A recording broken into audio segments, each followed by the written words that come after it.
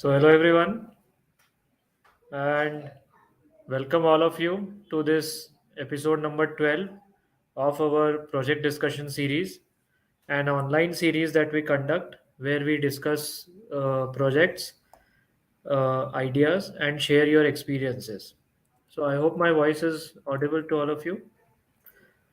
So, thank you for joining in live, all of you who have joined today, and also thank you to those who would be watching this stream later. So, this evening we have an interesting agenda that we are going to discuss. So, let me just show you the points that we are going to discuss today. So, firstly, we will discuss the use of masonry bricks for load bearing structures. This will be an interesting discussion that we will have. In the second segment, we will understand, or rather, uh, learn the learn about the earthquake that happened in Turkey and Syria, and how it's an increased responsibility for all the structural engineers who are practicing. That is what we are going to discuss in the second segment. And in the third segment, we will meet and we will interact with engineer Devansh Kullar. He will be joining us from Delhi, and he would be basically discussing about his experiences of running a design, manufacture, and build LGFS company. So it's an interesting power packed 60 to 90 minutes that we would be having. So let us then get started. And all of you, yes, thank you. Mr. Atul has joined. Engineer Rais is joining from Shupian. And yes, hello. So we will quickly begin with our first discussion point, and that is the use of masonry as load bearing structures. So let's get into it. I'll just share my screen.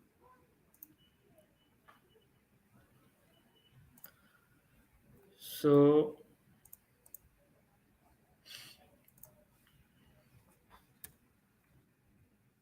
yeah. So, use of masonry in load bearing structures. Okay. Why did I discuss this? Because one of our participants, I don't know whether he's watching this today, engineer Virat Desai, he is from Baroda, and we have been in touch for quite a long time now. So he last week asked me about the design procedure for a retaining wall that is 6-meter height, and it is to be constructed completely in brickwork. So that was his idea. I mean, that was his requirement to construct a 6-meter. His client had asked him actually to construct a 6-meter tall retaining wall made completely out of brickwork. So then he asked me how to design, and then it got me thinking, because till then I had not studied much about the load bearing aspect of a masonry unit. Okay, so till now I have only used masonry in as part of infill walls, but not used them for load bearing structures. So that got me thinking, and I just thought that it is a good discussion point for our today's session. So that's how this topic was selected. Anyone in the audience who has used masonry in any load bearing structure? I'm not saying use in the partition walls, but in any of the load bearing structure. Yes.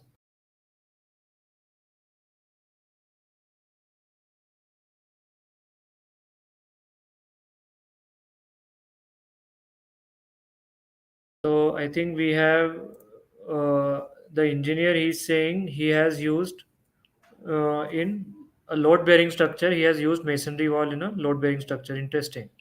So let us discuss more about the use of masonry in as load bearing structures. So all of us understand that it is since the earliest times that masonries have been used. Oh, okay. Engineer, if we could have your true name so I could address you better. So he has designed a similar retaining wall for around 5-meter height. Very interesting. Quite interesting. Mr. Rais is saying he has also used brickwork in residential structures as a part of load bearing system. Interesting. Uh, Engineer Itaf Hussain is saying he has also used in the random rubble masonry walls as retaining walls. Quite interesting. Sadashiv is saying in Karnataka we use laterite stone as load bearing structure. Animesh is saying it is an interesting topic. I wanted to know about it. Good. So let us see then. So masonry blocks, as we all know, are of course the oldest building blocks that human beings have used, and not just human beings, but I included animals and birds also, because some species of birds make their nest made out of small aggregates or small stone pieces, and they just arrange it like a masonry unit. So therefore I just added birds and animals also. So masonries are the oldest building blocks that we have used. In fact, I'll show you in the next image. Proper use of building blocks can also be seen as, uh, in the ancient Sindhu Saraswati civilization, or what we know as the Harappa civilization also. You can notice proper masonry building blocks being used over there. So, quite ancient, the use of masonry blocks has always been.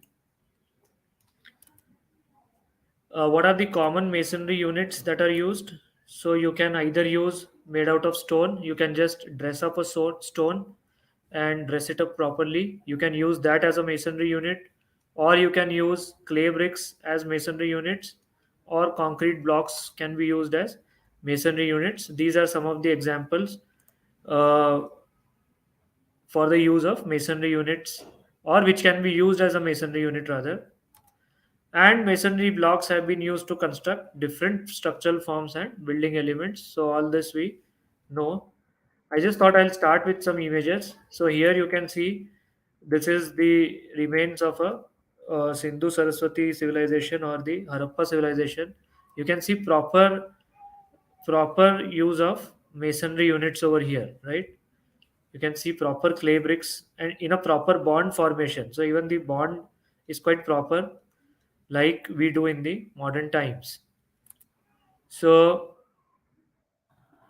another image I'm taking. This is the Dhyanalinga dome at Isha Foundation, Coimbatore. Yeah, and today is Mahashivratri, so wishes to everyone on the occasion of Mahashivratri today. So this is a structure that you get to see in Coimbatore.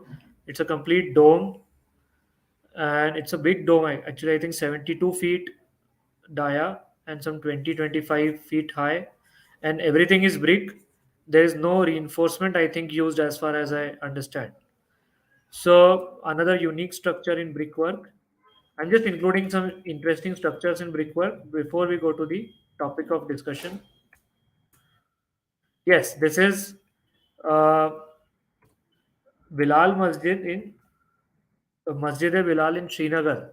So we got a chance to visit this masjid just last month with our dear friend engineer Rais Bhatt. He is joining today live. So he took us to this beautiful masjid in Srinagar, and we were able to visit it. It's quite a unique design, completely in brickwork. So very fascinating design they have done. So I just thought that we can put this. Anyone who can recognize this is also a very well-known facade in one of the premier education institutes. Anyone recognizes this structure?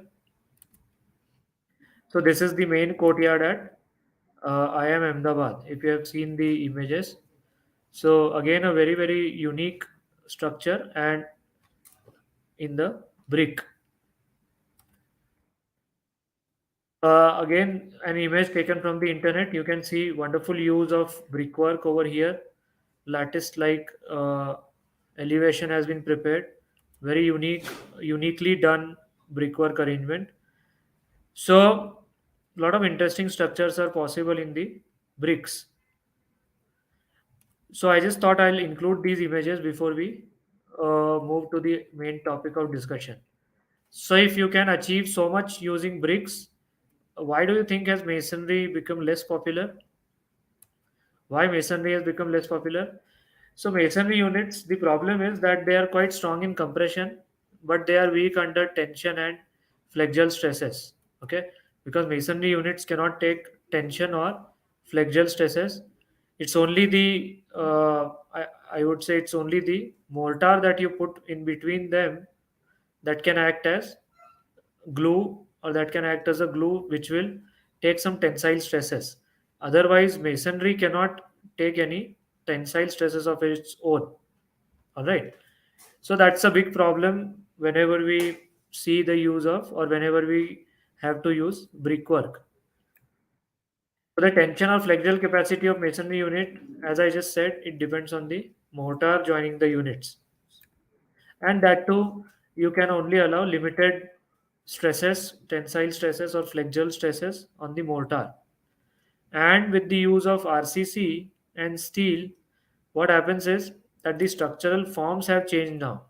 How the structural forms have changed? Earlier used to have arches or domes, now you have long span structures.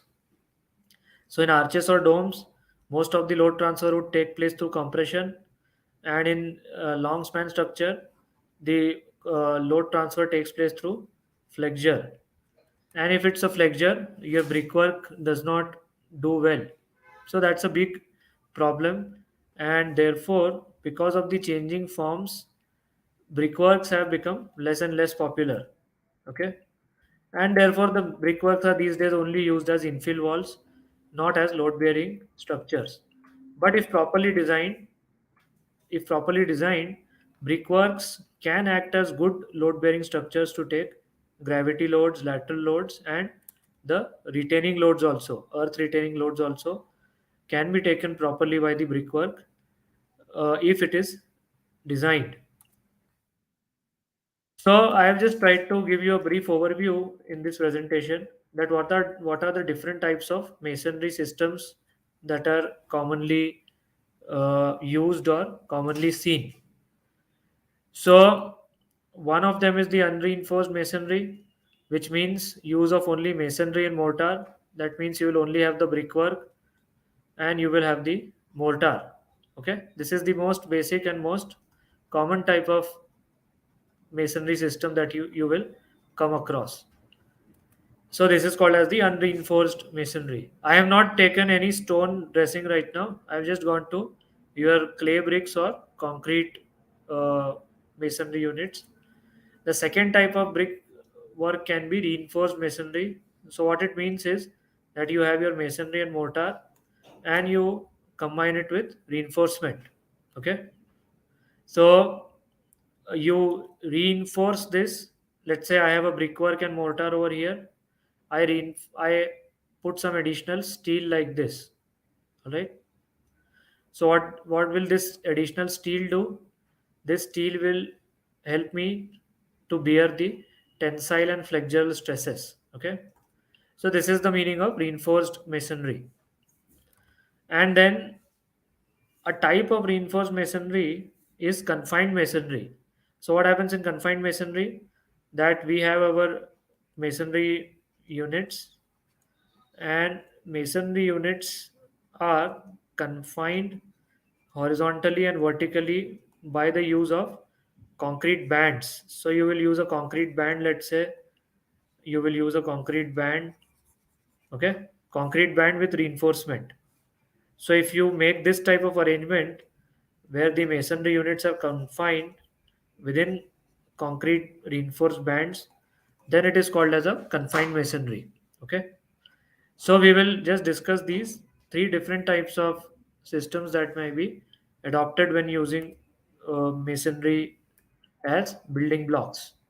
So unreinforced masonry, as I said, it is the simplest possible masonry construction. So you just have the masonry unit and you use the mortar. So the masonry unit will take the compression, and as I just explained, mortar will take the shear and flexural stresses. Okay, and of course, the ability of an unreinforced masonry, the load it can bear is limited. Why? Because it cannot take tensile stresses beyond the limit.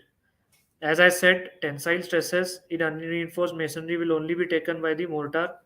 So there is a limit to which mortar can resist tensile stresses. So the overall tensile resistance will be low.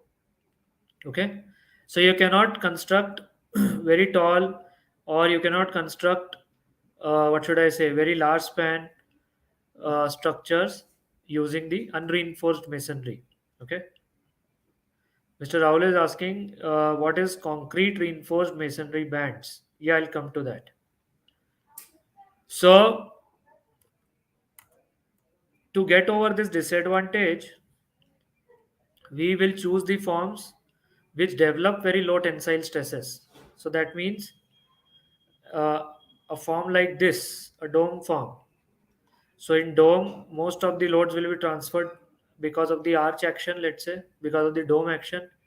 So, if I am using an unreinforced masonry, I'll go for a structural form which develops very low tensile stresses in in a way of direct tension or flexural tension. So then we have to choose our forms wisely. But this is quite popular and quite, uh, I would say, commonly used, this form of masonry construction. What is the code of practice? It is the IS 1905 1987. So that is the code of practice for use of unreinforced masonry. So I have just taken some example.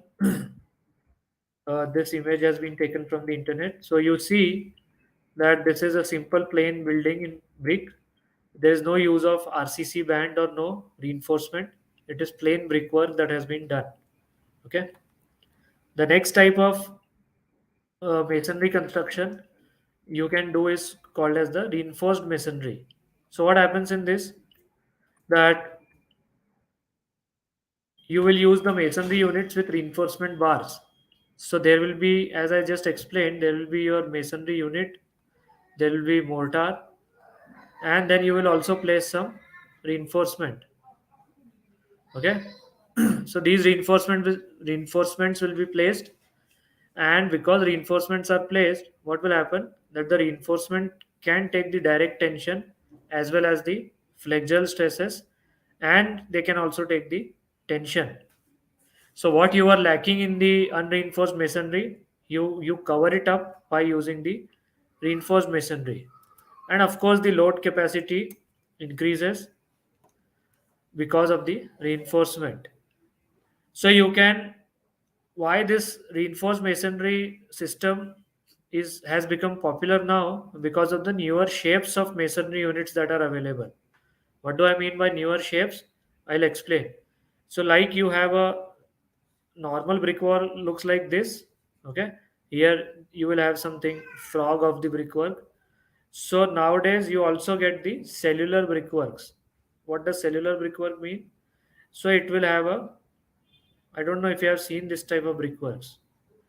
Let's say circular cavities. Has anyone seen this type of brickwork? These are the cells that are there in the brickwork. Or let's say I give you another example. Again, hollow brickwork like this. This will be the cell available. Okay. So these cellular brickworks, what they help you to do, you can actually use these cells to put reinforcement. Are you getting it? So these cells can be used, these cellular forms can be used to put reinforcement in that. If I make this cellular brickwork, if I arrange it in this manner, I have limited space, but I think you will get it. If these cells can be arranged like this, then I can put even a horizontal bar. Are you getting it? So if I'm able to arrange my brick in this fashion, I am able to put my reinforcement horizontally as well. Yes, Mr. Rais is saying cellular brickwork used. So this is what I mean by newer shapes. Okay. Yeah, there is no Indian code for reinforced masonry. So you had IS 1905 1987. This was for the unreinforced masonry, but you have no Indian code for the reinforced masonry. But GSDMA has developed, I forgot to add this. GSDMA, Gujarat State Disaster Management Authority, in association, I would say, with IIT Kanpur, they have developed a draft code for use of reinforced masonry construction. Okay, so this is what I was telling you. Newer brick forms, if you can see, this is a cellular brickwork, and then in this cell you can put the reinforcement.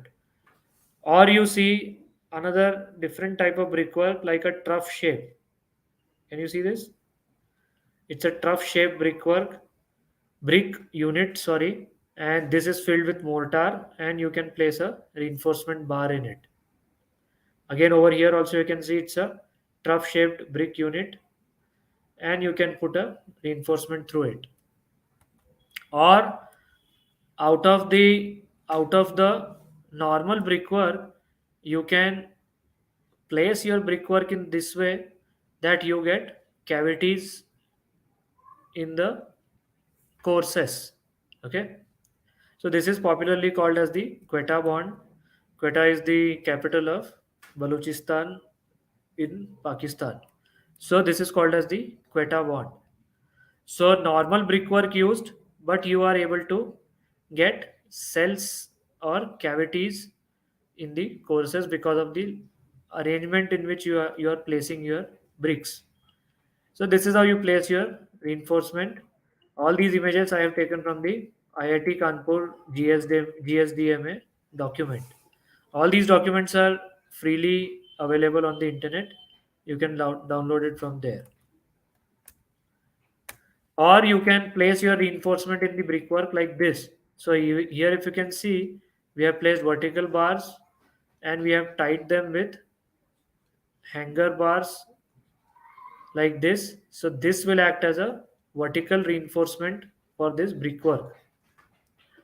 On the left side image, you can see this is called as a truss-like reinforcement arrangement.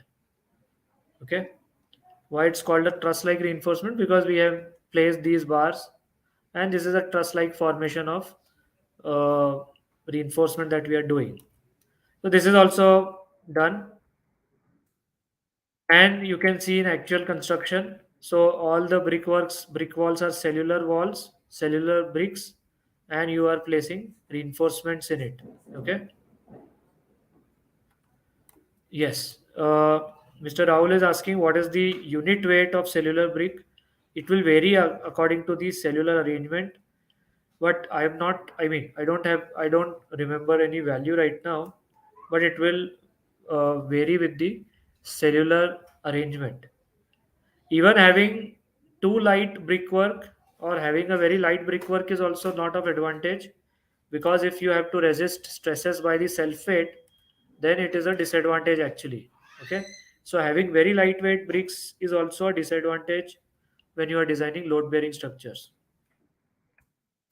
Okay, the next type is confined masonry. As I was explaining, that in confined masonry, what you do is that the brick and the mortar are confined with RCC bands. Okay, so concrete elements are confining the masonry panels, thereby increasing the capacity of a masonry panel to withstand in plane and out of plane stresses. So, in fact, using the confined masonry system, you can also reach multi-story or 4 to 5 levels you can actually build using the confined masonry, the CM type of arrangement, and it can also offer adequate lateral resistance. All right. So this is what we mean by confined masonry. This is a relatively new concept, not much used in India, but it is, I would say, extensively taught by professors of IIT Kanpur. I must name over here Professor S.K. Jain of IIT Kanpur. He then went on to IIT Gandhinagar, where he became director, and right now he is at the Banaras. What is it? BHU. He is at BHU these days, Vice Chancellor of BHU.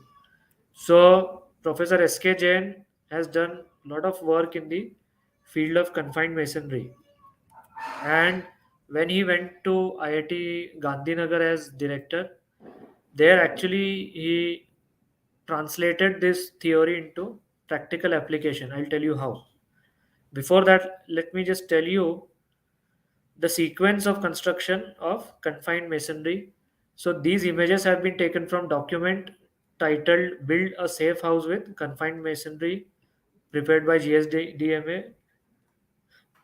This was also prepared, I mean, this document was prepared by Professor CVR Murthy. He is also from, he also is from IIT Kanpur, and then he went on to, I think, IIT. Which IIT did he go and become a director? Jodhpur, I think. I'm forgetting which IIT he went and became a director. I think he went to IIT Jodhpur. Anyway, so very two very popular professors and stalwarts of earthquake engineering, and these are the people who are behind the IIT K NIC EE EQ tips. I don't know if you have seen those EQ tips or not. Very informative EQ tips. So these professors are mainly the brains behind the EQ tips that are very interactive documents available for understanding earthquake in a better way.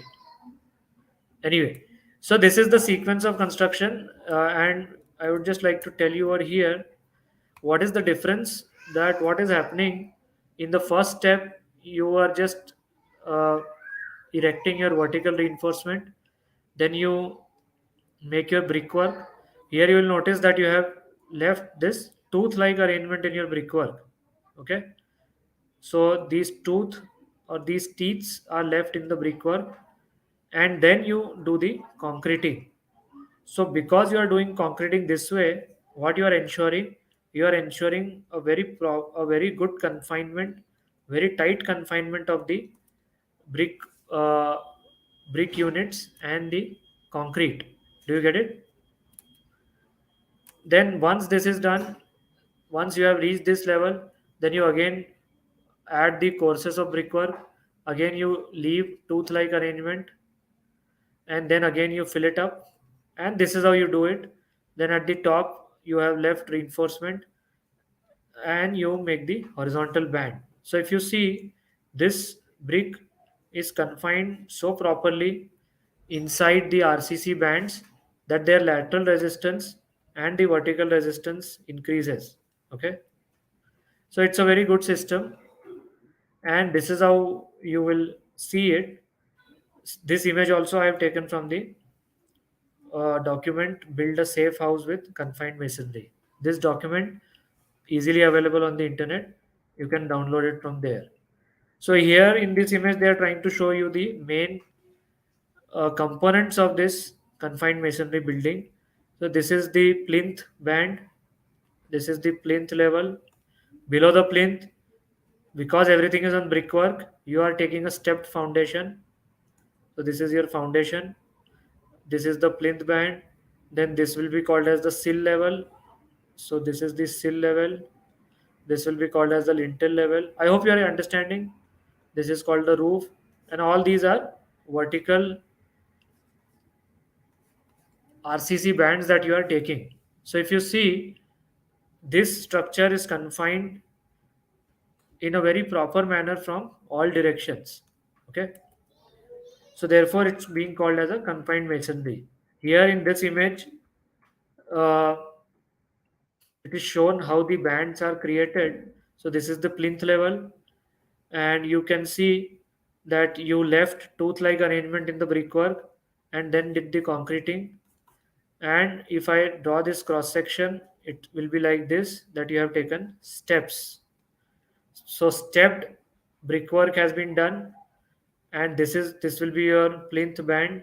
Above this you will raise your brickwork again. Are you able to get it? Hello, I hope this is making sense. Anyone has any doubt or difficulty? Good. So This is how this is made, and very good images they have included in the document. And if you can see, once you reach your plinth band, so everything is raised up like this.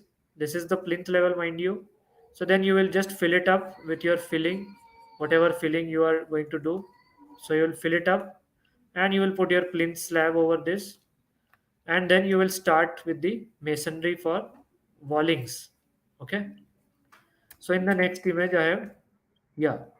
So you can see this was the plinth band, and then you did your brickwork. Here you have reached the sill band, sill level, and this is the reinforcement of vertical uh, elements. So will you concrete it first? Will you do the concreting for the these elements, or first you will do the masonry work? So first you will do the masonry work. In our normal construction sequence, what is the sequence that we follow? That first we do the column concreting, we will do the beam concreting, and then in the end we will do the brickwork. Correct? So brickwork comes at the end. Here, what is the sequence I am following? First, I will do brickwork, then I will do my columns, then I will do my beams. Okay? Why we are doing it this way? Because we want to ensure very good bond and very good confinement between the brickwork and the RCC band. Because in this case, this entire brickwork has to take the lateral loads and gravity loads both. So these RCC bands have to act integrally with your brickwork. That's why this sort of system is adopted. So now in this next image, you can see that the sill level is done and they have reached the lintel level, and all the vertical elements have also been cast using concrete. In the next level, they have reached the top. So this is the top where you will now be putting the reinforcement, or you will put the RCC slab, roof slab. Okay. So you can see this detail that in the column they have left this reinforcement, and this reinforcement will be anchored into the RCC roof slab. Okay. So this is how it's done, and finally you get your RCC slab, and the entire construction is complete. So as I was telling you, that this confined masonry uh, has been taught, or I would say has been used in many countries, but not much in India. So what IIT Gandhinagar did under the leadership of Professor S.K. Jain, that when he became the director, they thought that they will use confined masonry construction in the residential buildings. So this was the first time use of a large scale. I would say this was the confined masonry was to be used for the first time in a large scale project. Okay, so it's a perfect example actually of translating theory into practice. Okay, so generally what happens, that we discuss theory but we don't apply it anywhere practically. So it's a perfect example where the actual practice was adopted from the theory. Very interesting. This the next images you can get from the this document titled as Confined Masonry for Residential Construction. You can get from IIT Gandhinagar website. So this structure that you see, this has been built in confined masonry. So what they did, that they decided to make their residential constructions, so hostel buildings and the staff housing, they decided that they will make in confined masonry. And you can see the construction. So the brickwork is first done, and then you do the concreting later, as I explained for vertical elements. Here you can see proper tooth like arrangement created in your masonry, so that once you do concreting, it will perfectly fit in the brickwork. So this is what was done, and sharing some images. All these images have been taken from this document that I just showed you in the last slide. And this is how the construction was done. Everything is confined masonry. Gandhinagar is in zone 3. So it's a, I mean, it's susceptible to mild earthquakes. In fact, in the 2001 earthquake, there were a lot of damages in Ahmedabad region. Even though, Gandhinagar and Ahmedabad are twin cities. So even though it was around 300, 400 kilometers from the epicenter in uh, Bhuj or Anjar, I would say, still there were considerable damages observed. So it is in this zone that this construction has been taken up. Okay, and this is how the finished building looks like. You cannot make out looking at the finished building whether it is a confined masonry or a brick normal partition wall masonry that has been used. Okay, you cannot make that out. And similarly, these are the different other buildings that were done in confined masonry. Quite interesting. So, before I finish, I just thought I would include another type of confined masonry system that is used. And in our travels to Kashmir, we saw this type of system being used. I think we have Mr. Uh,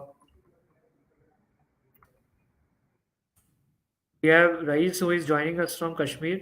So he is quite familiar with this type of system that is used over there. That is also, in a way, a confined masonry system.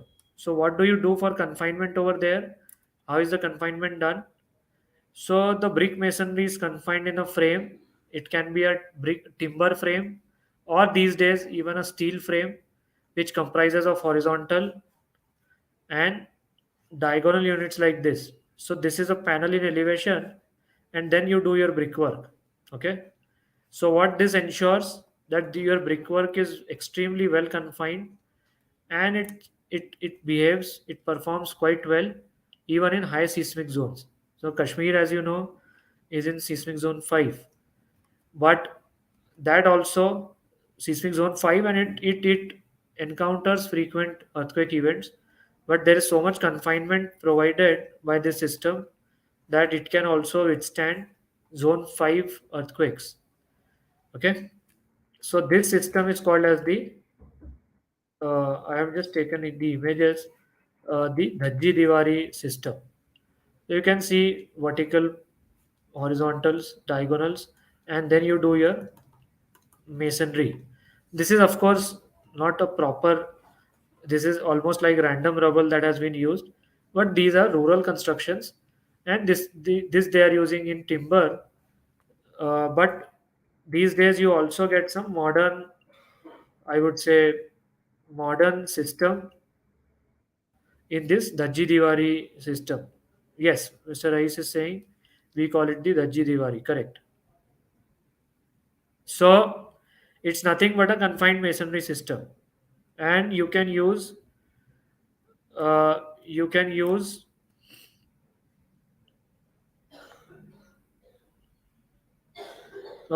so Rais is saying in the last 2005 earthquake that had struck the Uri Muzaffarabad region, only these buildings survived, otherwise everything was damaged. Is that what you're saying? Yes. So only these systems survived. Otherwise, the other systems did not perform so well in the last earthquake. This is what he's saying. So this is how you can see that you build a frame and you put diagonals, and then you use your masonries, and then you place it in between this system so as to get proper action, load action. And this is the different dhaji system that you can use. So here you can use a diagonal, or this is another type of system you may use. Any system which you suit or which suits you, you just got to fill masonry over here, and this confinement will be either in timber or these days in the steel frame. So this is a modern building if you see, and I think these are steel pipes that have been used. By looking at it, I think these are steel pipes that are used, and then you have placed masonry in between. So it's a very good system, provides excellent confinement. and provides excellent lateral resistance as well. Excellent, good. So, ending this first segment, these are some of the codes, international codes on masonry construction. We have our IS 1905, the ACI code, the Eurocode 6, the New Zealand code 4230, and the British Standard. So, these are some of the uh, international codes that you have on masonry. Except for the Indian code, all other codes also cover the reinforced masonry. So Indian code right now just covers the unreinforced masonry, but all the other all the other codes also cover the what should I say? Also cover the reinforced masonry. So this is what I had to tell you about the use of masonry in load-bearing structures. So we did not discuss design. We could only discuss the general usage and the general forms that we have. Good. So if anyone has any questions, they may ask, or we move on to our next segment, which will be the discussion on the uh, recently happened earthquake that struck Turkey and Syria. So yeah, anyone has any questions on this? Okay, so let us start then with our next segment, and I'll just share my screen.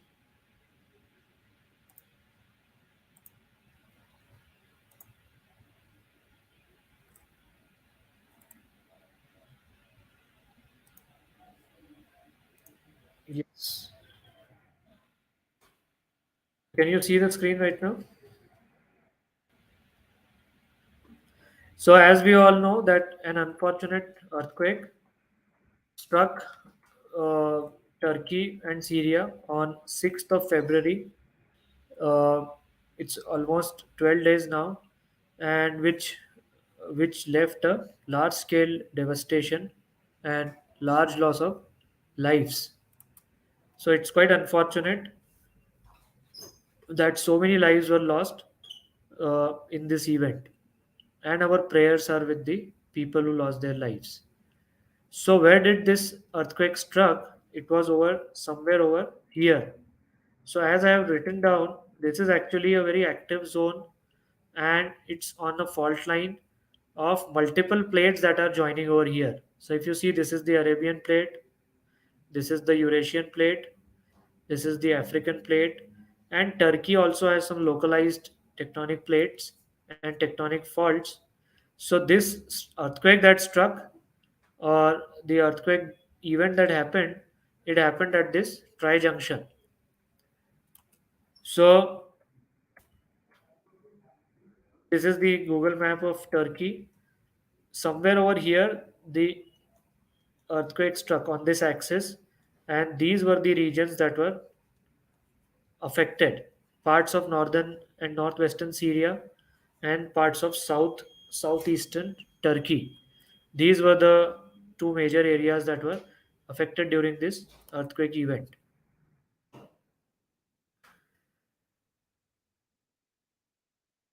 So the first shock hit at 4:17 a.m. local time, and this was a big earthquake of magnitude 7.8 on the Richter scale.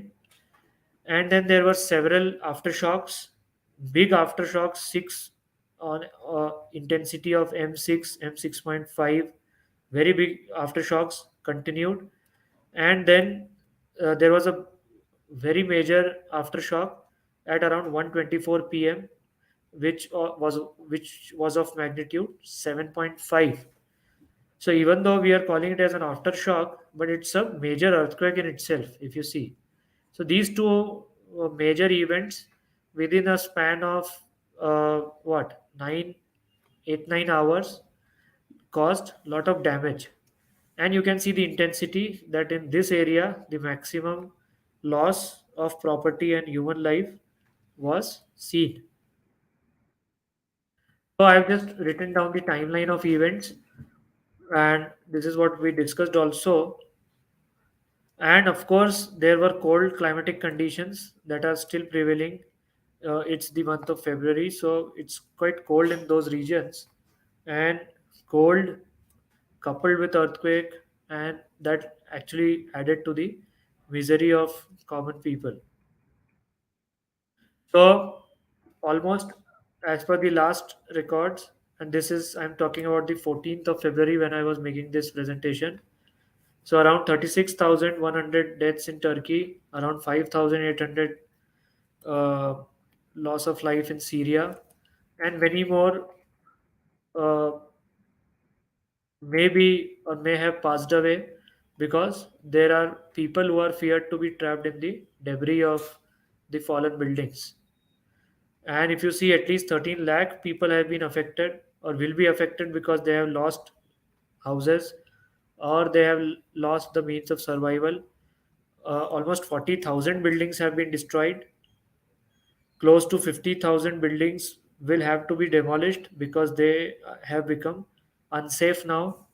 And it's an estimate that there will be a US dollar 84.1 billion loss to Turkey. So it's a big economic, big financial, and a big loss in terms of human casualties. So this image, I think many of you might have seen this image. I have taken this image from the LinkedIn page of Dr. Tung Deniz Uludag. I don't know if that is the correct pronunciation. So he's a PhD and he's from US. So he had put this very interesting uh, response spectrum of the earthquake that occurred. So if you see, this is the design spectrum in red, and he tried to this gentleman tried to superimpose the Turkey. I'm just seeing if I'm able to change the color. Yeah, and this is the Turkey earthquake ground motion. Okay, so what do you see? That if you are designing your buildings as per the design spectrum given in the Turkish code, you are at the max going to design for this level of SAYG. I hope some people may be conversant with the earthquake engineering. So you will be designing for this levels of SAYG. But if you see the response spectrum from the earthquake acceleration, you can see the values are reaching almost 2G. Can you see this? This is significant. This is substantial values of earthquake or of your uh, ground spectral acceleration that are reaching. Even the peak ground acceleration is almost at zero point 0.7 to zero point 0.8 g. This is also huge. A peak ground acceleration of zero point 0.7 to zero point 0.8 g is quite substantial. Just to give you some numbers, in our Gujarat earthquake in 2001, I think the peak ground acceleration had reached zero point 0.5 or zero point 0.6 g. Okay, that was the peak ground acceleration. But here, if you see in the Turkey earthquake, it has reached zero point 0.7 to zero point 0.8 g. Very high peak ground acceleration. And from this peak ground acceleration, you get the spectral acceleration depending on the time period of structure. So what you see over here is that which structures are facing the maximum spectral acceleration. So it is these structures that are going to have the maximum spectral acceleration. And in which time period zone do they fall? So they are in roughly zero point 0.5 to zero point 0.7 second time period. Okay. So typically this type of a time period will be for how many storied structure? A time period of let's say zero point 0.5, zero point 0.6 seconds. This will be typically for what? How many storied structures? So you will see it would be typically for a G plus 5 or G plus 6 structure, correct? For a G plus 5, G plus 6 structure, you will get this type of a time period.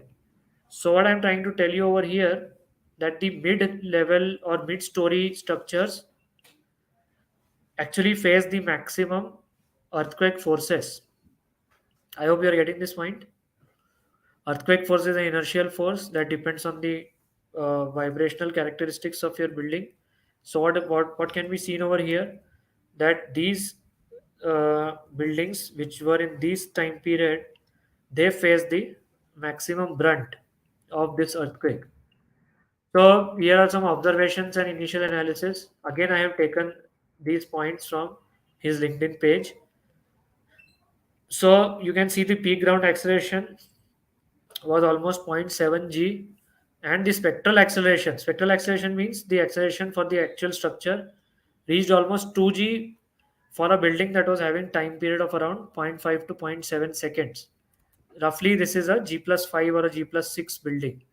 So it was quite huge forces that were experienced by your mid height structures.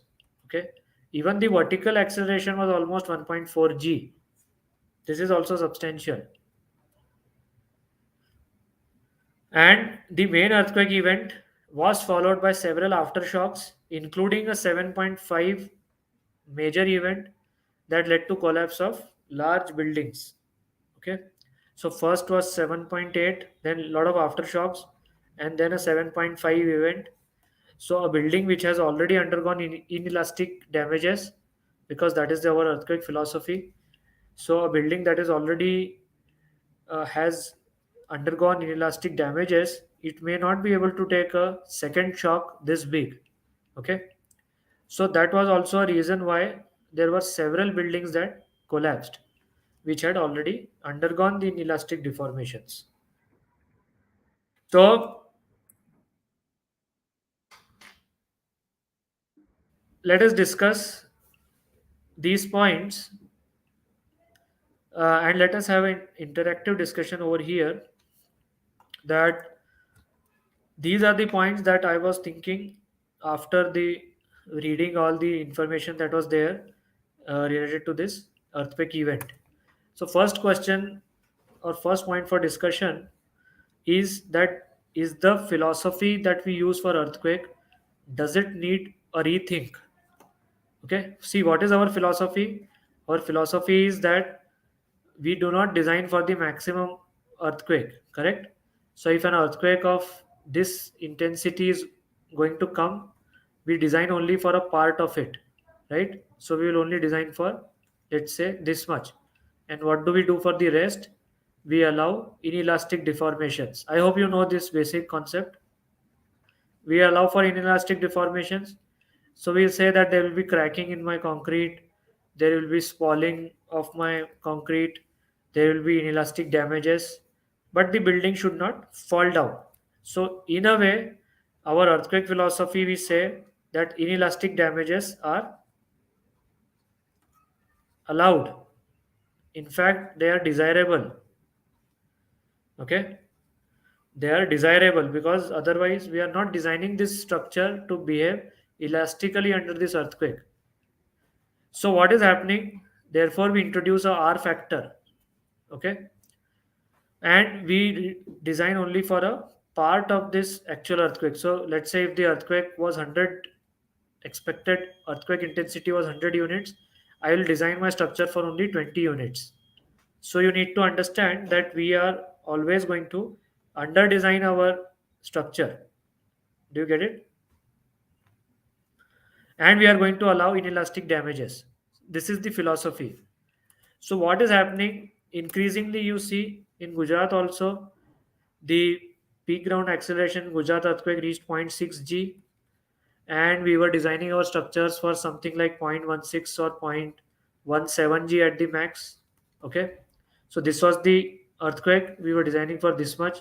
So what I was saying, that I will allow inelastic deformations or inelastic damages. But once you start allowing inelastic damages, there is actually no limit or no control on what type of damages you will actually get. Are you getting it? So once you agree to allowing inelastic damages, then you cannot control it, that how that damage will propagate. Of course, there are theories about where you want the damages to come. Of course, there are theories of strong column, weak beam, of reinforcing the there are theories to reinforce the brittle zones. All that theory is there, but it seems that it is not translating into real life behavior. Correct? Because in Gujarat also we saw the same thing. Lot of damages occurring. In Turkey earthquake also we are seeing. In Nepal earthquake we saw this. In Kashmir earthquake we saw this. In Christchurch earthquake we saw this. So everywhere we saw buildings are falling down because you are in a way allowing inelastic damages to occur. So what the question I'm asking over here, that does the entire earthquake philosophy needs a rethink? In fact, in Japan, which is one of the best country, or it is one of the country which has best earthquake engineering, there also you got damages in their nuclear plant. Correct? So this this philosophy needs a rethink. And after seeing the recent earthquakes, it's a point that we should discuss. It's not in my scope because I am not the decision maker, but the court people should rethink about this. This was my first point. The second point is that are movement frames good lateral load resisting system? Okay. So are these good system? Yes, we do adopt SMRF. We give a very high response reduction factor of 5. That means we are designing only for 1/5 of the expected forces. But is this a good system? Is this a good lateral load resisting system? Movement frame. Because we have seen damages after damages happening in the movement frame systems. The main issue in movement frame is that once your deformations start, and once you are saying that you are going to allow deformations, there is a lot of p delta movements that come in your column. Okay. And once you are going to allow damages, as I just said, you cannot control how that damage would propagate. And if there are p delta movements due to this excessive deformations or excessive damages that we are allowing, it leads to failure of columns. Okay. We may say that we will have a strong column, weak beam concept, but what is the beam column ratio that we allow? What is the ratio that we adopt for strong column, weak beam? So we say that the column has to be 1.4 times as strong as beam. Correct? This is the strong column, weak beam concept. But researchers have shown, research has shown that if you actually want to have a proper deformation of your movement frame, your columns need to be as strong as 4 to 5 times that of beam. Okay. So because we are not able to maintain this 4 to 5 times, we settle for a value 1.4. The American code settles for a 1.2 and the European code settles for a 1.3. But if you see, as per the researches that have been done, if you want to have a proper deformation behavior characteristic, you need to have columns 4 times as strong as that of beam. So the question is that is this movement frame system a good system then? Okay, because you are not able to ensure sufficiently strong columns. So this is another question that we would like to discuss, not just on this forum, maybe elsewhere also. The third point that comes to the mind is that even if you are using shear walls, let's say this is a shear wall system, and here you have got columns. Okay, I'm just showing a simple elevation, schematic elevation, and let's say this is subjected to lateral loads. What happens? We say that shear wall will take all the 100% of lateral load, and these will be your gravity columns. Okay, the the problem in this is that this system will sway, this will deform, because deformation compatibility has to be maintained. And if these columns deform by delta, then what happens? That you are not able to maintain the p delta movement, and you are not able to manage these columns for this p delta movement, and it leads to a failure of these gravity columns. Even though there are theories that this much sway is allowed, you cannot have a sway more than this. All theories are in place. But if you see the real life situation, somehow the gravity columns are not performing quite well. So they are not able to remain stable. And if they fall down, if gravity columns fall down, your structure is going to collapse. Okay. So even though you have got a shear wall system, but the gravity columns still remains issue. Do we need a better lateral load resisting system for mid-height buildings? This is the next point for discussion. As I just said, in Gujarat earthquake also, and in this earthquake also, we saw that the ground acceleration was such that your G plus 4, G plus 5 buildings faced maximum damage. Of course, they are poorly built. Of course, they are poorly built. That is true.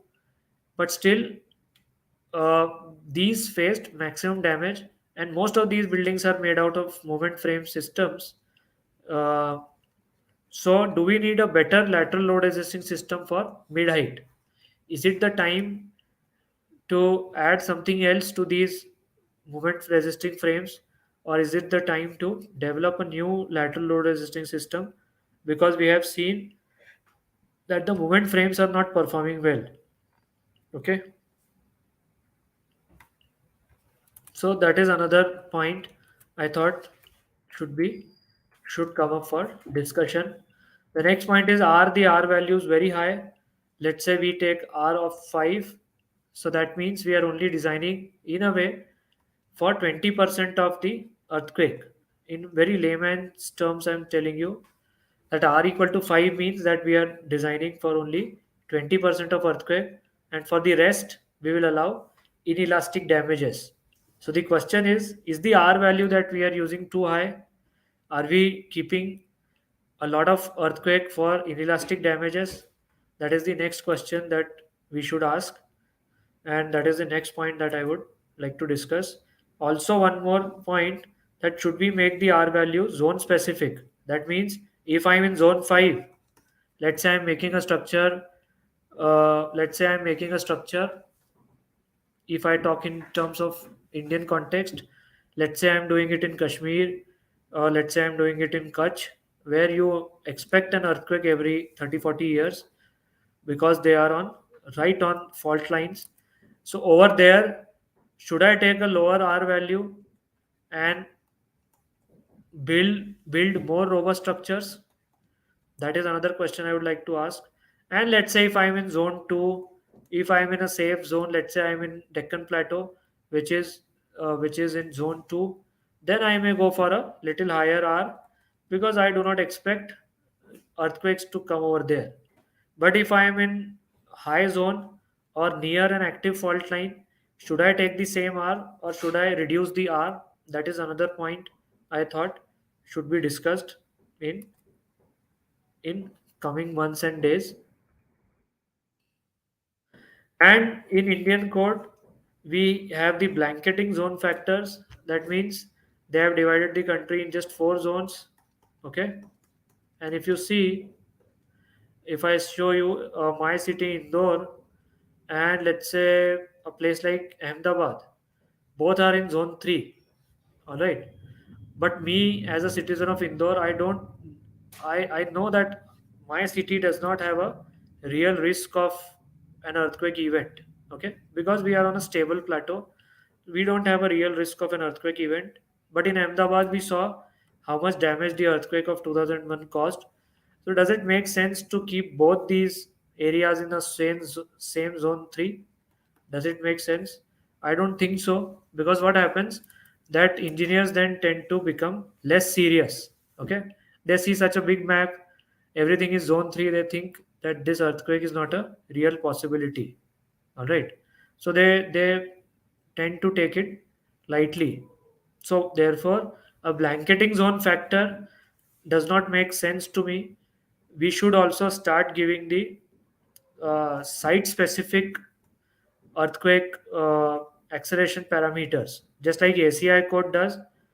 ACI, or I should say ASCE, ASCE 7 gives you the spectral acceleration for short time and spectral acceleration at 1 second time period.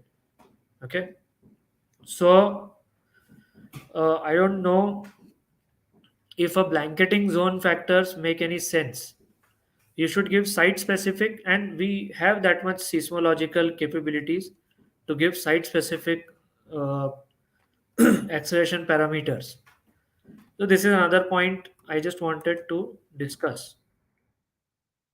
And I finish this with a closing statement that what do you think has this earthquake taught us? Yes, anyone would like to comment? And I would just read the comments given by the audience. So Mr. Sandeep is saying, I think we should change structural geometry, and that answer will be found from the nature, uh, because we are making structures that have no relevance with the natural forms. Mr. Animesh is saying in performance based design, we allow for inelastic deformations. That's what I said. The entire philosophy depends on inelastic deformations. And once you start allowing inelastic deformations, there's very difficult to limit it or control it or to have it in your ways. Mr. Rice is saying braces should be inserted in mid height for lateral load resisting frame. Yeah, I think bracing is a good system. How to control inelastic deformation? Same, by providing proper columns, strong columns, and not very weak beams. Providing a stiff frame, strong column frame, which controls the inelastic deformations or deflections, and by providing adequate ductility so that even if there are inelastic deformations, it does not lead to collapse. Mr. Rice is saying he received information from a professor. Now there will be a zone number 6 also. Okay, interesting. Mr. Rahul is saying microzonation was done for Jabalpur. He comes from Jabalpur, Mr. Rahul. So microzonation has been done for Jabalpur, Delhi, and a few other parts in India. Okay. Mr. Itaf is saying in Japan, most of these structures are braced externally by retrofitting. Yeah, I also think that movement frames are not helping us these days. The movement frame system, beam column system is not helping us. So I think a system like bracings should be adopted in the days to come. Yes, Mr. Farhan is saying, Mohammed Farhan is saying, if we use composite column beams, it will help. Will it help? I don't know because you still have to dissipate a lot of energy in elastic deformations. I'm not sure how it will help or not help. I mean, I don't have any expert comment to give on this topic. Magaj is saying why we are not adopting bracing in tall structures. No, we do adopt bracings in tall structures. Mr. Rahul is saying I saw pictures shared by Professor N. Subramanian sir, and uh, there is main issue of confinement. Yeah, I also saw that document. Most of the buildings are flat buildings, flat systems, and there are no shear walls. There are only columns, and columns are resting on thick slabs. I saw that document, but I think a lot of movement frames also have collapsed. Mr. Reis is saying most of the structures in Turkey failed in soft story, overturning, quality control, etc. Yeah, I mean, soft story sees a reality. If soft story is a reality, you have to understand that there will be parkings provided on the ground floor. You cannot escape the reality. You have to give car parkings at the ground floor. So you have to adopt a different system, understanding quite well that there will be stories that will have stiffnesses lesser than upper stories. And there were some failures in overturning. That means the entire structure just overturned. Everything was intact, but the entire system, entire building just overturned. I also saw that. Quality control, I don't think, because see, there are thousands of buildings that have collapsed, and you must understand that the mid-height level buildings as I just showed you in the image also, they received some 2G or around 2G spectral acceleration. Now, if a building is designed for, let's say, if a building is designed for zero point 0.2 or 0.25 G, in India, our buildings are designed, the max is for 0.16 G. Okay, if I take an R equal to 5, I equal to 1.5, and what's the other thing? Zone factor of 0.36, I end up designing my building only for 0.16 G force. Okay, and if you get a 2G force, your system cannot stand. Nothing can stand. Everything will fall down. Right. Yes, for RCC tall structures also, bracings can be given. In fact, they are given. In Chicago, there is a building. What is the name? John Hancock. There you see braced system given in RCC. Nimesh is saying, I think movement frame with outrigger system will help in resisting lateral loads as China and Japan already have adopted this system. Yeah, but that is for tall buildings. But what to do for mid-height buildings? I think mid-height buildings bracing is the best solution. You give bracings and you make your system stable. Mr. Rais is saying some buildings overturned with the foundation. I think there was a total, uh, I don't know whether because of very high overturning movement, their foundations were quite shallow. What I saw an image that a building had completely collapsed like this. Most of you must have seen it. And everything is intact. Even the windows are intact in this building, but it has just fallen down. And when I saw this footing depth was very shallow, I thought. The footing depth was quite shallow. And I think because of the very high overturning moment, the soil was not able to take the tensile stresses because soil cannot take tensile stresses. So it just overturned.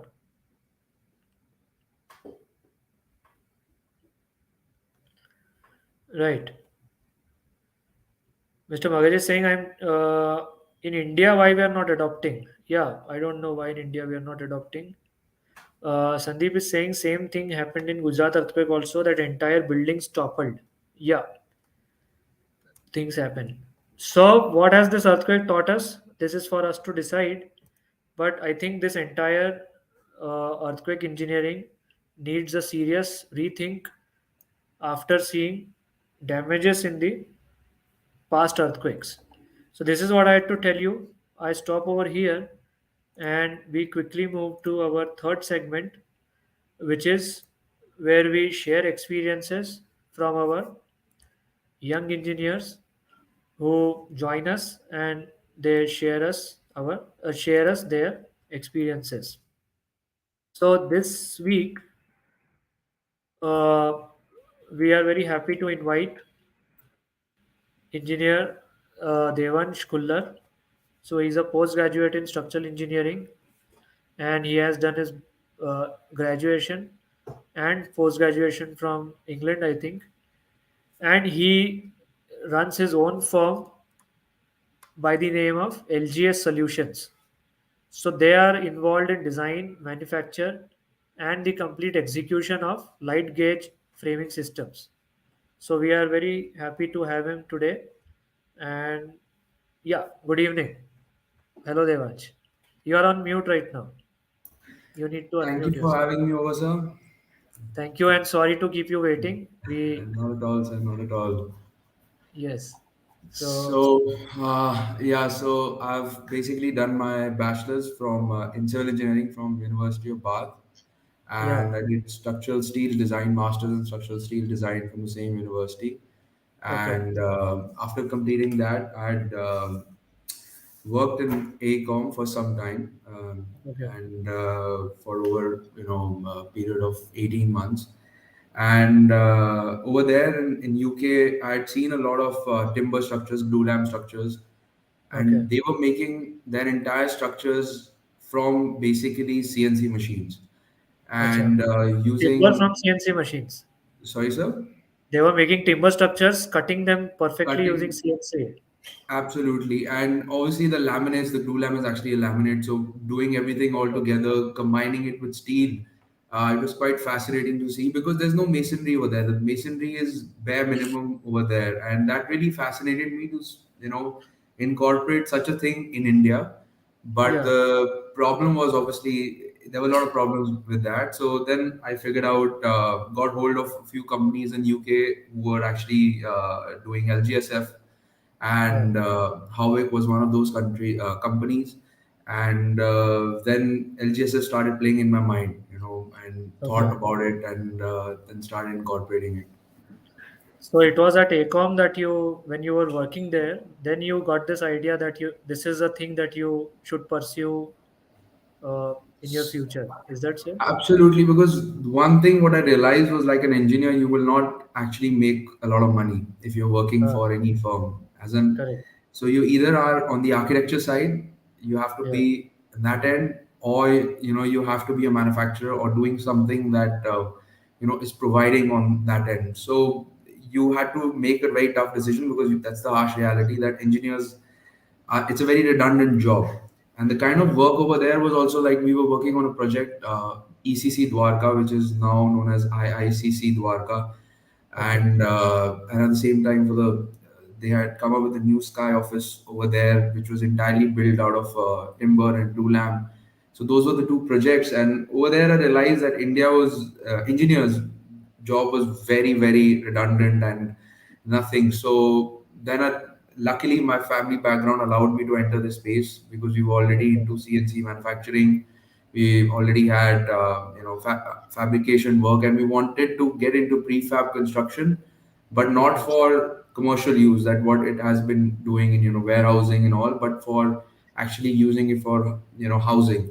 That's where LGSF actually comes into play, because the kind of sections that are available with it, light gauge steel, it's actually prefab houses. Not, you can't dwell, like, it's not for warehousing, it's not for extremely long span structures, where you need for in warehousing and for cranes and all those things. So that's when I realized, prefab house market in India could be a thing. You look at Hmm. Boxable as well. It's one of the it's a company which has an order book filled for Uh, 3 years. It's a small oh, box, okay. and they are a prefab house in some sense, and they Okay. cannot even promise you a price today because of the kind of the problem supply chain that they have. So those things obviously play in your mind, but This India. is this is a UK based company. Boxable is a Boxable UK. is actually based out of America. You can Google it. Okay. It is they so you cannot actually buy a house from them, and they cannot Okay. even promise you a price today because Okay. they've got such large waiting, and it's all prefab houses. So it's Okay. Elon Musk actually lives in a house Okay. outside of SpaceX in a Boxable Boxable. house. Okay. I mean, those are things that obviously play in your mind. India, large population. You're like, okay, prefab houses could be a thing, and Uh, that's how I came into LGSF. But I'll be very honest, it has been a very tough ride, uh, because it is like a graveyard right now. Because and I, just to cut you yeah, in between, when did you start this? So you came back from ACOM and then you started 2020, this with. so initially 2020 was the time when we actually was starting setting up our plant, and that Okay. time I was still working. And then in some time, when I realized there's no point working, got to pursue this. COVID was fresh that time, so it allowed us to experiment and have a look. So 2020, initial 2020 was our time, and in actual production, we got, like, when we actually thought got into production was 2020, end of 2020, around 2021. Okay. So while we started LGSF, so the problem with LGSF was the software. The Uh, game is the software, because the softwares that were available in the market, Vertex BD, the FrameCAD softwares, they are very, very, very expensive. uh, And the problem is that how the market works is that the client goes to an architect, the uh, architect goes to a contractor, and that's how it works in uh, the Indian household. So we wanted a software that can be incorporated with the architects. So a software that they can easily use. uh, So fortunately, I got associated with people, some people who were developing a software in for South Africa, and they at that time it was a theoretical software.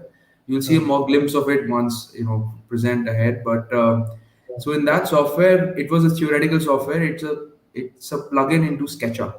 SketchUp Acha. is a software that's used by everybody who is in Google the SketchUp. design Yeah. field. Yeah. Correct. So it became very easy for me, and but the problem was that no machine had that software. So Uh, initially, it was for us to customize a machine and to incorporate those softwares so that and it was all very new, so that was a very challenging part. But today, everything's working pretty well. So that, because I feel that software becomes a lot more acceptance with the architects, with a lot of designers, then maybe we get, LGSF grows in some sense. That was the theory behind it. correct. So yeah. Interesting. So, if you could tell us what is the what is the sequence of events, or what is the sequence of steps that are taken in your, let's say, right from a project that comes to you, how do you take it ahead? Because as I understand, you do everything in house, right? Designing, building, manufacturing, building, executing, everything is done in house. So if you could tell us, our audience, how the entire sequence of things is done. Absolutely. So for me over here, is my slide Yeah, I presenting? have added this presentation on screen. Okay. So for us, we do everything in house. So a basic inquiry process for us takes about, to convert an inquiry into an order takes about 3 to 4 months. Because it's a very, very, very difficult market. So the initial requirements we get from the customer, what they're looking for, and mostly in our case, it's already a pre-existing structure. So it's basically like a rooftop extension, or it's something requires that, it's in very odd condition. So we have to look at re-strengthening of the structure. If there is, we have to do our some tests on the existing structures, because they are generally 20-25 year old buildings or even more. And the hybrid solution of working with, masonry and then incorporating steel becomes a challenging task for us. So we look at the initial requirement, and then we get any reference images of what the customer is looking at, and then we have site visits. These are both ways. So we actually visit their site, and they actually visit our site to actually look at the materials that are there, Yeah. because not everybody is familiar with the kind of System. the kind of materials that we use, Correct. and like cement boards, or the kind of cladding that is available, ACP sheets or anything like that.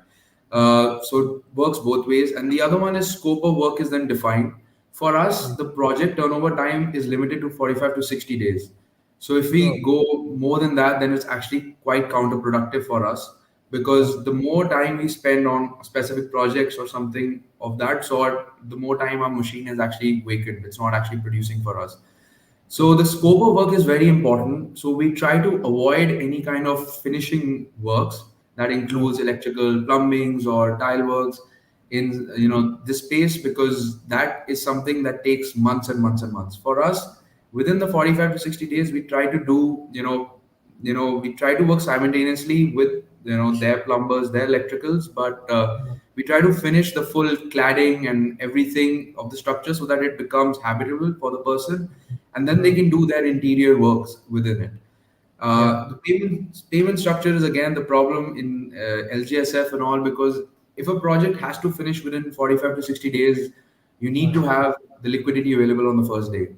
correct. Generally, in construction, it's a one year period, or it takes about a year Yeah. for it to construct. So it's something that is a bit of a hurdle for us. And timeline is obviously something is defined on initial stages. So, as I said about the design, so we start off with basic, the CAD files, and then we incorporate it using our 3D renders that we have. So our LGSF software, as you can see, at the bottom right hand side, this is SketchUp, and SketchUp we've incorporated our LGSF software, and from here we directly produce our CNC file. So once we are sharing these files with the architect or with the client, it's very easy for them to actually associate with what kind of structure will come into play and how it's going to look. So it's not just going to be a complete surprise Oh, for the client. And Correct. then obviously we produce our renders and how it looks, the structural part and how the cladding, everything comes into play. And after everything is finalized, then we move on to the execution part. So for here we've got a small case study that we've done. So generally we do is hybrid construction. So If you sorry to interrupt you, but if you could just go back one slide. okay, So this the bottom left image, this colorful image that we can see, right. this is as per the software that you were talking about. Absolutely right, sir. So it marks its bracings, as you can see the brace members. It marks the openings, the balcony openings, the windows, everything, the floor joists. So everything of it is defined, Hmm. and once this is done, then it goes through. This is everything is designed in this software, and then it is sent to Strap. So Uh, for us, all our structural analysis is done in Strap, not in StatPro or any other software as such, because of the section. Because for cold form steel, the kind of sections that we use is actually not available in StatPro, and and the analysis that we require is much easier and much easily done in Strap. yeah, But so it's a back and forth communication. So something that we design, then it goes through Strap, and after everything is finalized, most of our drawings for any client, we get it approved from IIT Kharagpur, because as you know, there is no actual there's no actual code for correct. code like as such from cold form steel for LGSF design. So any government project as such also requires approval from an IIT professor or a stamp from IIT professor before it's actually incorporated. Not only for us, so it's also like for Tata, L&T, all their projects have to go through any of the IIT professors who are in this. So we that's how the communication for us keeps going back and forth between them as well. Yeah, So this is how we look at in our software, and when it's produced in the machine, from the machine is actually single walls. So there's a lot of files, there's a lot of PDFs, there's a lot of things going yeah. on, and So because we this have this image, this will directly go to your CNC machine for fabrication, cutting, and So yeah, this. from here it'll be a direct command going as a CNC file into the machine and producing it out. So it's literally like it's a CNC and 3D printing are actually opposites, because 3D printing is actually an additive software and CNC is actually a subtractive software. So it's actually opposite to each other. But in this case, I feel it's like literally you're 3D printing and housing in some sense that you're making, from one section you're actually making the entire thing. Correct. So it's quite remarkable, the technology. And all these section properties are one. It's a single section property, right? All these So in members. our case, all sections that we use are C89, Okay. and in that the variability of it's the thickness of it varies from 0.75 to 1.2, depending on where the member has been used, Uh, and but there are other you can have other profiles like C150, C120, or even go up to C180.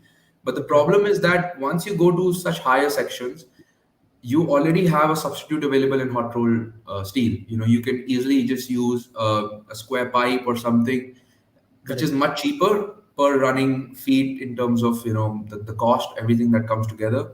So it's much better to use such those sections than actually using LGSF, because once you go to G+2, G+3, G+4, the Uh, per kg square foot that you need to utilize in a pure LGSF, and if you compare it with a hybrid structure with hot roll and cold form steel, it's the difference is about 60 to 70%. So uh, generally, by thumb rule, like a G+1, we use about 5 kgs per square feet, uh, and but as we go higher, higher, it just keeps going higher, and the cost uh, is really a big problem for us. yeah. So generally, even the cost factor, because of the cost factor, we go for hybrid structures. So mostly we've got brick masonry walls, Uh, and in this case, this is an office space, a small office space we've done for Matrix. mm, Um, but over here, the roof was done LGSF, but the rest everything was done masonry.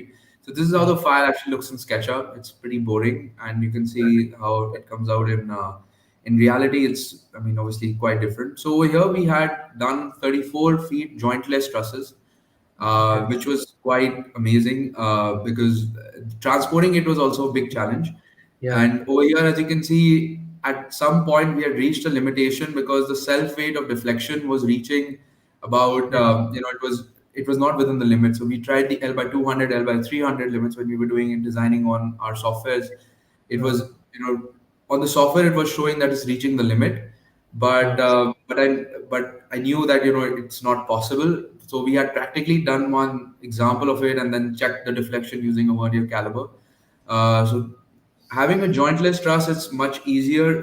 Fabrication is much quicker than uh, actually fabricating it and doing anything of that sort. But as you can see, on the bottom left hand side, we use metal plate for grouting. We grout basically using that hold fast and then putting our trusses on them, basically screwing it all together. Because remember, this is galvanized, so you yeah. cannot use any kind of welding on it because there's Correct. actually no thickness available for welding, and it's Yeah. actually quite counterproductive to use welding on a galvanized product. Correct. So, and this is how it came out in the end. So the full design, everything that came for us, so all the trusses that came into play, the structure Mm. itself came out pretty well, and we finished this in about 60 days from the Oh, from ground zero to the time it finished, and we reached this this stage.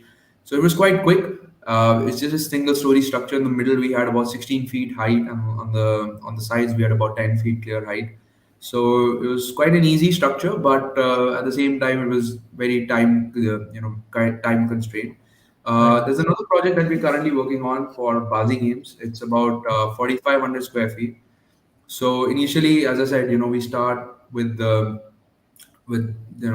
kind of the foundation, and then we move on towards our designing. This part basically takes about 3 to 4 months, designing and everything, and getting the client to prove everything. It takes a lot of time. So we initially Yeah. started off with clearing out the entire site. As you can see, there's a lot of reinforced, and this was actually, it's everything is in slope because this entire thing was had to be refilled. Oh, uh, and then we'll move on to making our base, fabricating our base okay. altogether using 4-inch pipes. It's very simple, but the problem that we were facing over here was that the pipe spacing had to be in such a way that our fiber cement boards or our any other type of prefab flooring would be easily screwed on. So we Correct. couldn't have spacing more than 36 inches Yeah. anywhere. So that really was a kind of a challenge for us. Then later on we had installed our LGSF walls in it. The Oh, trusses over here, we didn't use LGSS trusses because the client required cassette ACs, mm, and because for cassette ACs they had to fabricate sections for it to hold on, so we had mm, to go with normal, the normal trusses using 2-inch pipe sections. But the walls we use over here LGSF, and that's the problem with LGSF. That there is absolutely the only use case for LGSF is either the trusses or the walls. If you have a full structure for LGSF, it's actually a lot of problem because oh, it's very expensive. It turns out oh, to be very expensive. So as I, so currently, as I come to the problems part, is first of all the cost. The cost of construction is very, very, very, very high in LGSF. The oh, payments, obviously, the other problem that comes with it, yeah. uh, and the foundation is obviously what we do generally is using normal RCC plinth beams, so it doesn't really solve the time of the foundation. The other Correct. problem is cement board cracking that I'll come on to pretty soon. The Mm, alternative is also available. So hot roll sections have always been in the market and they are oh, always available to use. Government specified projects is something that allows us, is allowing us to stay alive in some sense because it comes under the green category and allows us to, especially in Delhi, which is highly polluted, uh, it easily allows us to, construct without, them stopping. As we all yeah. know, construction there is very difficult to start a new material or introduce a new material. So market acceptance is a big, big, big problem. Not only in LGSF but also in terms of the cladding that comes with it. Material availability in terms of the the coils is a big problem because the only manufacturers for coils for LGSF is Tata and Jindal, and they've kind of got their monopoly and they are basically exporting. So you cannot buy a small coil or a piece of coil that you require. You have to buy the full mother coil. So the material availability for the steel, the AZ150 that we use, which is a Mm. galvalum, which is an aluminum and zinc coating, it's Yeah. very hard to find. Design understanding is obviously a big problem because they don't really teach you in in your schools and colleges or anything. So Yeah. understanding of how the LGSF actually works is a big task.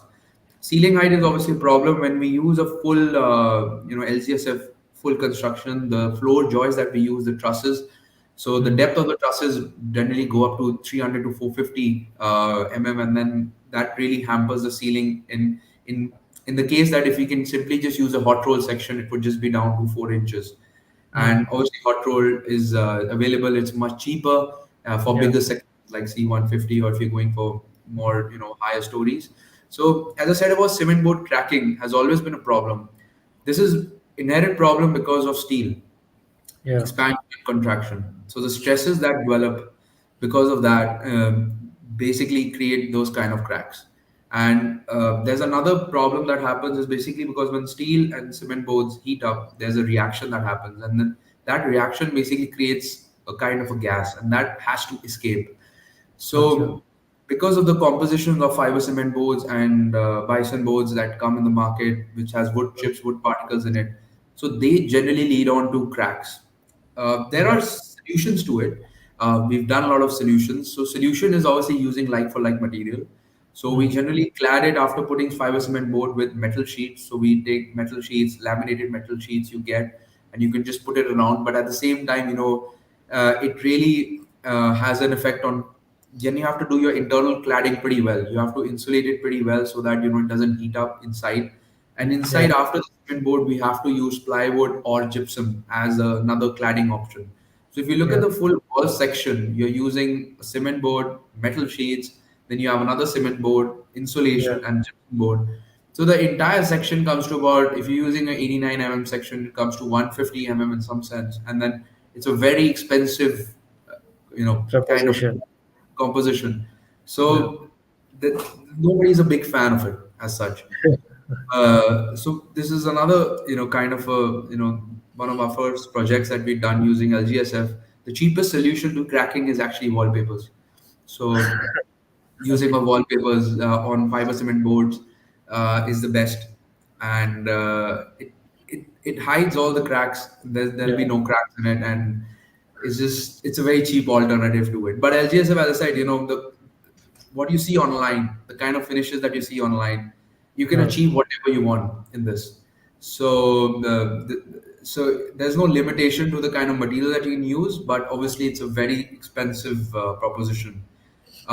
The other alternatives, as I said, you can use beadings. So over here we use aluminium beadings in the we leave 4 gaps between the boards, and we uh, use aluminium beadings between it. And on top of this, then you can put gypsum. So it uh, allows you to have it doesn't really, it controls the crack in some extent. Exterior, the best option is ACP sheets, or you get WPCs that work mm, out to be the best. And on the top right corner, as you can see, that's how the electrical conduits are done. So we cut mm, out slots. If you don't want to have exposed, electricals, then the best way is to hide it through, cutting out slots on. You can do it on sites. mm, Uh, but as you all know, like ACP sheets, WPC, these are very expensive affairs, and they're not really for all the clientels. Then flooring options, as I said about ceiling height, as you can see, the truss composition is a very it kind of goes to about 450 to 400, about 500 So over here, as you can see, we've put our floor trusses, and then we've got our floor fill. This is actually a bathroom, and then we basically finished it using a slab finish. So because we are putting mosaics and marble, so we need a slab. We cannot put it on a prefabricated floor because if correct. we do that, then polishing cannot happen. And on Yeah. the left, you can see is on the bottom left-hand corner is actually how we use masonry bricks, Mm, plaster it from both sides. So yeah. and we put in obviously reinforcement in it. So a 4-inch wall, for us works very good in terms of taking the load because it's got masonry, it's got reinforcement, and it's plastered together.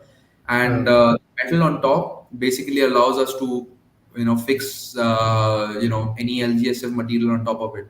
So this is another composition that has become very popular for us because a correct. brick simply just fills in it. So it's Yeah, actually quite good working for us that way. very good. So yeah, my main problem is the problem if somebody can help me out with the cement board cracking. So that's the biggest So problem that what? we. So the solutions that you have worked out are just to. I mean, there is no solution that has been worked out till now. So work solution is basically you clad it. You Yeah, have to that's clad it. the you hide it. And That means, but yeah, inherent cracking, you are not able to. I mean, you are not able to stop the inherent cracking till now. so we've used all kinds of adhesives that are available in the market. So you've got silicone, you've got other kind of grouts that are available. Uh, it doesn't work in the long run. It will eventually open up, and it's I don't know what, and nobody can actually answer this. Like if you even speak to the companies, Everest or Bison or all the suppliers, they also tell the only way to hide the crack is clad it. Uh, So or use it as a design. So you either take a 6-inch cement board itself and just put it along the the where the joints are. uh, So, but the cracking doesn't really have an effect on the internal. yeah, But obviously, yeah, it's like infiltration is allowed in some sense, and the uh, problem is if the cracks widen with time. uh, So those things are some things that you don't want it to happen when you're spending so much money. So cladding is the best solution, and uh, it's something that is used overall. It's something that has been used very widely. yeah. And filling or else filling it with brick. I think that is more convenient. This is brick is the best solution. It's very Uh, cost effective, uh, and especially for bathrooms where the uh, water is kind of a your main source. Even though uh, fiber cement boards are waterproof and everything, but the plastered wall with LGSF is absolutely perfect. That uh, just works out the best. correct. And in this cement board, if you have to drill, like in Indian houses, we have to do a lot of drilling. We change our, let's say, I have to put some furniture item on my wall and I need to drill somewhere holes. So is it easy enough to do the drilling on these boards? I So think, boards can take up to certain limit of loads itself. So generally, what we put is a 12 board internally. But generally, what we advise people to drill on is the studs. So we give the stud plan. So it's very easy to find where the studs are. So if you want to acha, drill something, then we would advise you to do it on the the studs. studs. Okay. And the good part about these walls are that you can unscrew the full wall itself. You Uh, can if you want to remove a partition tomorrow, correct. it's very easy to do it in certain ways. Then Yes. breaking it down, and you can use a similar if you got the same height, and you Uh, can use the same wall again. Ahead of it. So it works great. out pretty well in that sense. But the studs, we generally advise the studs to for because the cement boards are 4 by 8. So all the Uh, studs are actually placed at 609 which is about two yeah. feet. So it's Okay. very easy to find the studs and very easy to go about it. Uh, excellent. If our audience have any questions for Devansh, they can ask. Very good presentation that you gave of the entire thing that you do in your company. Mr. Rais is asking what kind of construction. I think he is asking what kind of construction you are doing using LGSF. So I think you have already answered that in your presentation. It's mostly residential, nothing in terms of commercial viability is small offices or maximum going to G+2 currently with LGSF. Okay, great. So any questions our audience has? We may now take up questions. I'll just remove the presentation from this screen. Yeah. Approximate cost per square feet for LGSF. It all depends on the requirement, what it is, and what our obviously scope of work comes to. But LGSF is on the higher end. So bare shell structure generally starts from when I say bare shell, it's basically the full LGSF frames with the wall section that is including cement boards, insulation, and cement boards on the inside, and roof using insulation. It comes to about 1,200 to 1,100 rupees a square feet, which is somewhat equivalent to an RCC construction, Yeah, but the timeline is obviously what separates it, because in this you don't have to really do any kind of shuttering.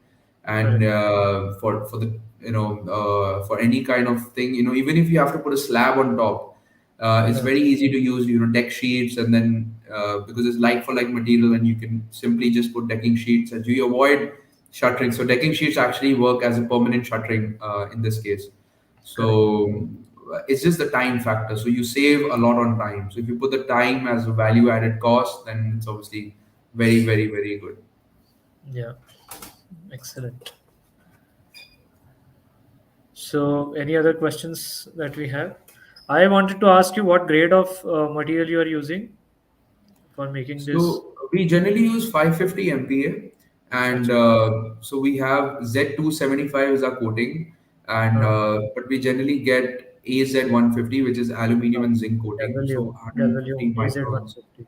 Correct. Yeah, so the it's basically, but in some cases, you can also use AZ70, which is a Uh, slightly lesser coating. It depends on the kind of requirements that you have. So if you're doing uh, internal partition walls, AZ70 can be used. uh, But in all cases, we use hard steel, what we call basically that is 550 MPa. uh, yeah. And you are manufacturing sections between zero point 0.7 to 1.2 mm. Rolling. Correct. Okay. Yeah. So that's because it's the requirements are as such. So point 0.7 is generally for partition walls, non-load bearing structures in the household, and 1.2 generally is for the going for load bearing trusses and all those things. Okay. So yeah, depends on what we're designing. So, in the next years to come, what is the vision for your company that you have? So, if you ask me frankly, right now, company itself will be pretty. I'm pretty confident on the prefab space itself for residential and commercial in terms of office spaces, because the kind of finishes that we are able to give with Uh, LGSF combined with prefab, uh, it's uh, it's very good in terms of the what available is today. If you go 10 years ago, the kind of availability that we had, there's no match for it. yeah. So we're not launching in Dubai anytime. So, but in terms of the vision of LGSF, it'll be very long. It is literally so hard for us to sell LGSF because Uh, nobody, wants to know about the material. They don't really care what LGSF is. They look everything together as a prefab cost. market, Uh, until and unless it's a government specified LGSF, or mm, it's literally like the fintech. If demonetization wasn't there, the uh, adaptation of fintech in India would be very slow. So until uh, and unless the government focuses on greener construction methodology, correct. less pollution in some sense, that we've set a goal for 2050 and 2070 that we want to be carbon friendly country. Uh, We will not be able to achieve LGSF construction the way we aim at, because it mm, won't happen, because we don't get the push. But in terms of prefab market, it's really going to boom a lot, because the Delhi itself, the construction periods that they want is very little compared to what they get uh, earlier. So prefab for houses will be very good, but LGSF, we need a lot of support coming from the government to push it. I'll be very honest, for the adaptation to actually happen. correct. When are you launching in Dubai? Mr. Arnav is asking. I don't know. There's no point of doing it. See, it's very good. You can export anything. It's like Legos. So you can export anything that you want. Yeah. So there's a lot of export. We've actually exported a small house also in LGSF. It's very easy to put it in a container, 40 feet container. And initially also, like what when we had ordered a machine, we had initially asked them to make a house and export the house for us first. So Uh, all the members came with us. and then we assembled it in in India itself. So it's very easy to export. So exporting Mm. everything is very easy, and everything has one software. So SketchUp is a global software, so it Yeah. allows anybody to design it on it, send it, and then you can export it very easily. Yeah. So it's a good export market, but obviously it's a very long shot at the moment. For for it to happen. Correct. I think you should. I think what I have felt is that the cold formed or cold rolled steel is being increasingly used in industrial applications. So right now you are doing residential, but we are seeing projects these days where there's a lot of requirement of LGSF in the industrial space or in the warehousing space. So uh, those have distinct advantages. Therefore, people have got to the idea and they are sold to it. So the industrial space and the warehousing space, people are these days pretty comfortable with using LGSF. LGSF is, as I said, the market it'll start from the industrial point of view, but Yeah. currently in industrial also we've seen a lot of alternatives. Depends on what type of grade warehousing they are doing. Uh, So grade A, grade B, grade C, depending on what the requirement is. But generally, what we are seeing, the problem is the fabricator. So whoever's making the warehousing, if they're going to a company, that's different, but generally warehousing, everything is done through a common fabricator if somebody is making uh, himself. So they are not ready to accept the materials. We've actually put our LGSF in what we call these loha mandis, uh, where we've actually put uh, our sections there, so that the fabricators who come, they actually see the trusses, they see what the uh, section is all about. So uh, they get used to it, because until they don't get used to it, until they don't realize that their work is getting cut short. A truss, it takes us correct. about 1 hour to make a truss, any length, in Only, some sense. only, 1 hour is at max. only 1 hour. One 34 feet, as I said, 34 feet Uh, jointless truss. It took us 1 hour for it to erect from the machine, for us to uh, screw it completely. is If you it? have to do the same thing in using a hot roll section, Yeah. if you're not using a CNC machine to cut your Uh, sections out and marking it, it uh, will take you at least a day. Not a day, uh, maybe about 6 hours or 5 hours. And you will still be filling the joints, the angles, uh, using welding. yeah, yeah, And until the fabricator doesn't realize that this is making my life easier and I want to promote it to my client, yeah. I feel that market is going to have a problem. But yeah, our walls are doing pretty well. Partition walls in offices, in internal residential, it does pretty well. It's Uh, very cheap and it's very good. But in terms of the full constructability and in terms of the full infrastructure that's coming up, it's complete solutions. It's not really accepting at the moment. correct. So walls you do customized or you have fixed size walls that you manufacture? Walls Do can it be custom. customized to anything, but the only limitation that we have is, there's actually no limitation, but the only thing that we make, design our walls is using, breaking it at 16 feet, because 17 feet is a general truck that we get. So we have Right, to break, you have to give a joint after 16 feet. So right. any height we get, that's the advantage we have over, any kind of, our walls. It allows us to simply make it to any size. You also get prefab walls, wall panels, which are 2 Right. by 10. You Yeah. take those puff sheets, it has a Uh, male and female joint, and you just combine it together. They literally have no strength in it. But yeah. the problem in that is that it doesn't allow you to flexible. Doesn't give you the flexibility of, more height you need or anything. So that's where Yeah. LGSF walls come into play. You can put insulation, you can put cement boards Uh, on both sides, you can put gypsum on each side. uh, So any length, any height, you get your doors in it, you get your windows in it. So it's very convenient to do walls. Walls is something that's really picking up a lot, but uh, trusses is something I feel has to pick up because it's actually very convenient. uh, So correct. that's something where I'm missing. There's something that I'm missing at the moment. Yeah. Very interesting. All right. So I think thank you. And thank you for taking out time today. Thank you, sir, And for having me over. yeah, I think this episode went on for the longest till date. So we are close to 2 hours. So thank you so much. And Thank you, sir. Thank you for having me over. Thank you, everyone, for being here. Okay, bye bye. Bye bye. So, thank you to the audience for joining us today on a weekend.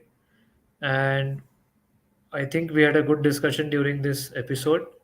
So, until next time, it's a goodbye from our side. Have a good weekend, and we will see you next episode. We would do it in the first week of March. And till then, bye bye. Uh, Good night.